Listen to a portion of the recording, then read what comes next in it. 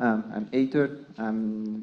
I work in a Brazilian NGO, working with positive impact, and also policy co-coordinator for the Global Youth Biodiversity Network.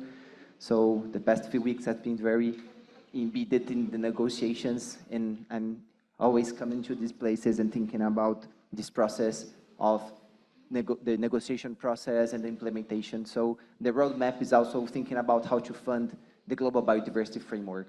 And the Global Biodiversity Framework really set us very ambitious goals and targets that are proposing for us a transformative change approach for us to really think about how can we achieve how to reverse biodiversity by 2030, but also achieve living in harmony with nature vision by 2050. And when you're thinking about the implementation perspective, policy, we are advancing, we have gaps, but we are on the board. But implementation, we are still failing it. And we need to start figuring out why we are failing when we are trying to figure out implementation for biodiversity finance. And first, it's really important to understand that nature have a diverse values perspective. And when we are talking about finance for nature, most of the times we are still strictly thinking about one of these approaches. We are still only thinking about the economic, the instrumental, and the financial perspective of nature. And this is part of our crisis, because we are living this values crisis that are bringing us to our biodiversity loss, our climate change, and increasing social inequalities and socio-ecological conflicts all over the world.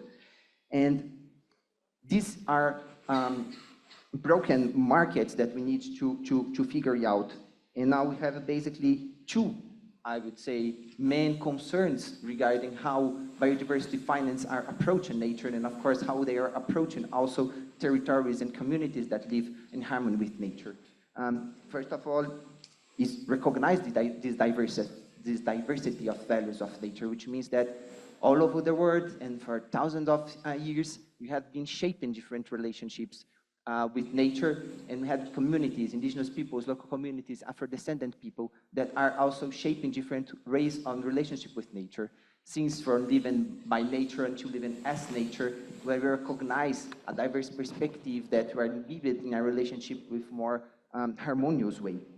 And when we are not seeing this, means that we are creating problems. And two main problems is one, the way that markets are approaching communities. And we are really seeing a lot that markets are approaching communities, they are going to consultative process, participatory process, but the question is, are they ready to listen a no? Are they ready to listen communities who say that they do not want the approach that they are bringing to them? Because now, most of the cases that we are seeing, we are still having the same worldview coming through communities and ask them to create scalability, to create replicability of their own projects. And what they should also ask is how to keep sustainable lifeways and truly consult there, make meaningful and full effective participation of this process, and be responsible for this action to receive. No, we do not want to work on this process that you are bringing to us. You need to start to change your mindset to be able to really create financial solutions for these communities. And the second thing is the financial instruments that we are building, that they are also not in dialogue with communities. And that's the problem, because they are not recognizing this diversity of nature itself. If you are trying to create financial instruments that are still only trying to figure out your own challenges, you're trying to figure out how to compensate your damage, you're trying to figure out how to compensate your impacts, you're not truly co-creating financial instruments with these communities. So we are now having huge problems regarding measurement about biodiversity. It's included because of this diversity of values. Nature is unique, nature is not tradable. And when we consider this diversity of relationships between nature, it's even more complex. We have secret places, we have relational places that are not changeable at all. And second, this is exactly creating these difficulties of counterfactual. You can't compare it.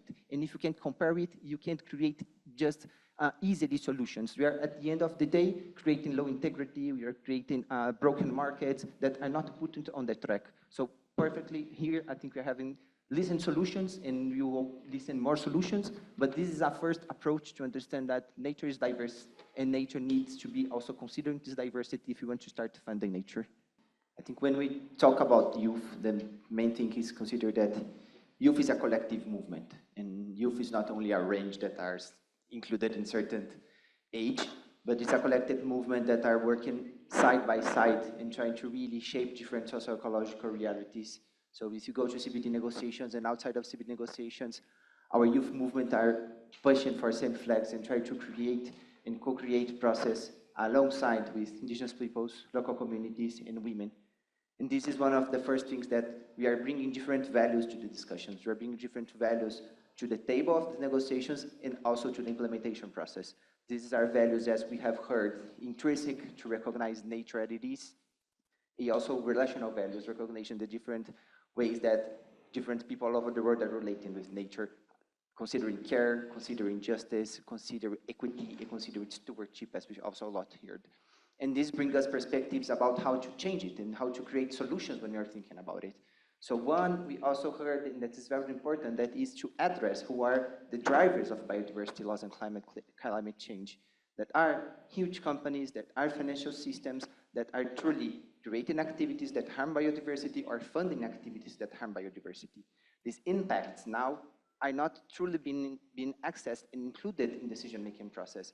We do have voluntary guidelines, but these voluntary guidelines are not enough. And when you say they are not enough, it's because they are not being accountable. You are providing tools, you are providing guidance, you are providing different approaches for companies and private sector to access their impacts. And so what we are doing with the results of this access of impacts, we do not communicate this to our communities, we do not communicate this to a general approach. So we do not know exactly, and we need to improve addressing regulation, multi-sectoral approach, multi-sectoral regulation, and even dialogues between our national jurisdiction and international.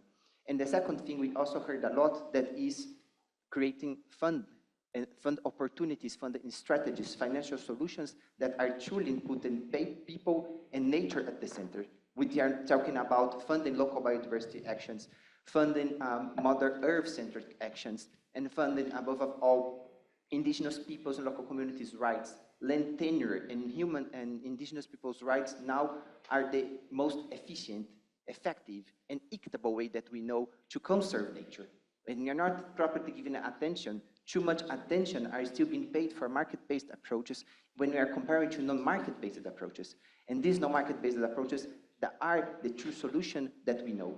If we go to the policy perspective and try to understand it, we still do not have one financial instrument or a facility that was created and designed properly to fund local biodiversity actions. And we do not have time to reform our institutions. So when you are thinking how we're going to fund local biodiversity actions, we still have a broken systems. We do not know how to make international flows go to the ground, go to the grassroots, and guarantee that those that are in the front line are keeping their sustainable livelihoods. We are not only talking about creating products and creating services, but we are talking about safeguards those who already have a living in harmony perspective. And this is one of the main perspectives that we need to start creating financial solutions that are able to create this movement together. So thank you very much.